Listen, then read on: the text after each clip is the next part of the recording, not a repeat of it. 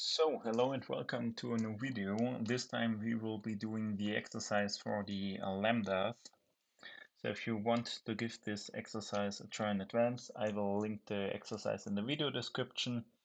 But then please stop the video at this point because the next part of the video will be a solution along to the exercise.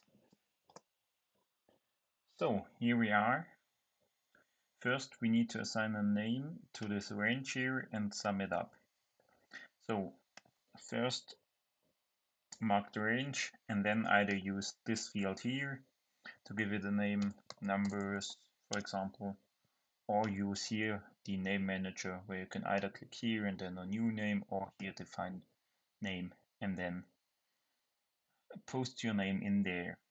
And then for the summing we type in sum and then number, and you see our named range appears there, and we sum it up and it's done. So now we should sum the number of students if the faculty begins with T, and we should do this with a let function. So V for the departments, N for the number of students, and now left.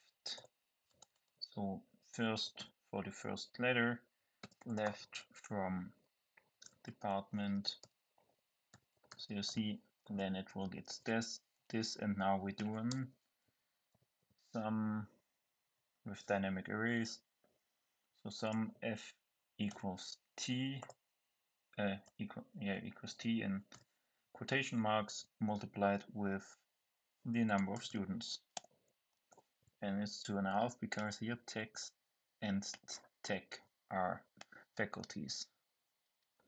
So now we should write a lambda for ourselves and then calculate those numbers.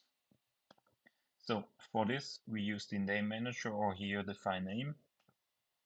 Click on new, click on, let's name this lambda, or you can name it as you wish.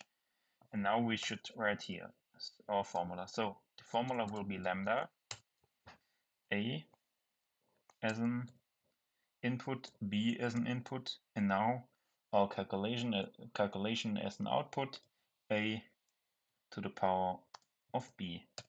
Close brackets, click on OK. Now you can use this lambda here.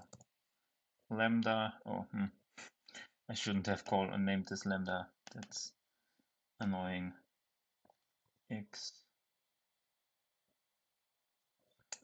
Exercise.